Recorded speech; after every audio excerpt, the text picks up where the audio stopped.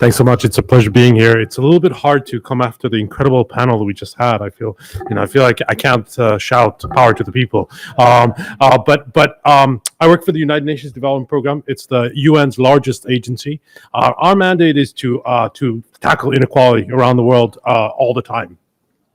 But about 10 to 12 years ago, we realized that we cannot tackle inequality without tackling the big elephant in the room. At that point, it was called climate change. Now we call it the climate emergency. And so we are very, very, very eager and very ready to try and help tackle the climate emergency. One of the big issues that we see in the climate emergency is the issue of fossil fuel subsidies. We've heard about it before here today.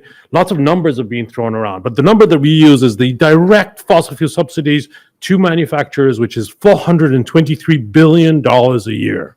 That is $423 billion in negative deficit to the planet. But before we can do anything positive, we have to raise that deficit. We just cannot have that $423 billion. These subsidies are outdated. They benefit the manufacturers mostly. About 80% of them benefit only the manufacturers, and they don't benefit people. They don't benefit the people that need it most. And so, as part of our mandate, we also have to make sure that as we approach this green transition, this decarbonization that we all know we must do, we have to leave no one behind. We have to make sure that the poorest, the disenfranchised, the people that are being affected right now by the climate disaster are not left behind, that we take them with us. And so we try to think of a way to bring those two issues together, the really strong issue of climate emergency and the issue that we have enormous inequalities in the world. And we think that we can do both. We think that we can move forward into a greener future, a more sustainable future, a future where we don't spend $423 billion on fossil fuel subsidies, but rather spend that money on socially proactive programs. Imagine what we could do with that money. Imagine the impact that we could have. If we, for instance, reduced people living on less than $1.9 a day, the extreme poverty rate as stated by the World Bank, we could raise that to $3.9 a day with just that money. We could vaccinate everyone around the world 4 times over with that money. We could create green jobs. We can create more education for girls and women. There is so much positive impact that we can have, and yet we still spend $423 billion every year on negative impact to the planet. But the problem is that these issues are dense, they're difficult to understand, and people don't know that we're spending this money. Most people I didn't know until I started working on this campaign, that we actually spend that kind of money, that our tax dollars are paying 11 companies around the world to continue extracting oil from the planet, extracting fossil fuels and using them. And so we have to change that. But in order to change that, we need a behavioral change across the world. We need to bring people along. We need to make sure that people understand what's going on and take action on it. So we thought about what we need to do. And doom and gloom campaigns in climate activism, I'm sure you all know, just absolutely do not work. They fall flat. No one wants to be scared to death, although we should be scared to death.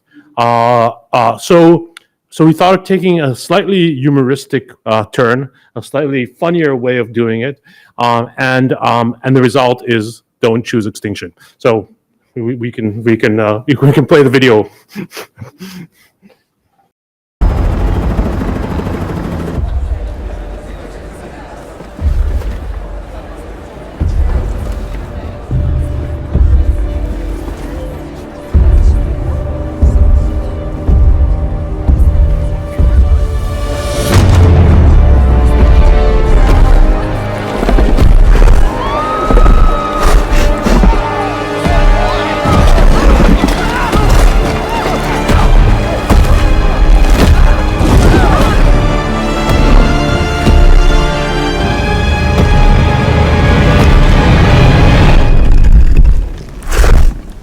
You okay?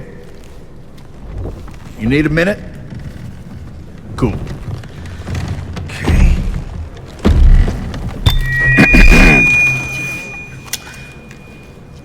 Listen up, people. I know a thing or two about extinction. And let me tell you, and you'd kind of think this would be obvious, going extinct is a bad thing. And driving yourselves extinct? In 70 million years, that's the most ridiculous thing I've ever heard. At least we had an asteroid. What's your excuse? You're headed for a climate disaster, and yet every year governments spend hundreds of billions of public funds on fossil fuel subsidies. Imagine if we had spent hundreds of billions per year subsidizing giant meteors. That's what you're doing right now. Think of all the other things you could do with that money. Around the world, people are living in poverty. Don't you think helping them would make more sense than, I don't know, paying for the demise of your entire species? Let me be real for a second. You've got a huge opportunity right now. As you rebuild your economies and bounce back from this pandemic, this is humanity's big chance. So here's my wild idea. Don't choose extinction. Save your species before it's too late. It's time for you humans to stop making excuses and start making changes.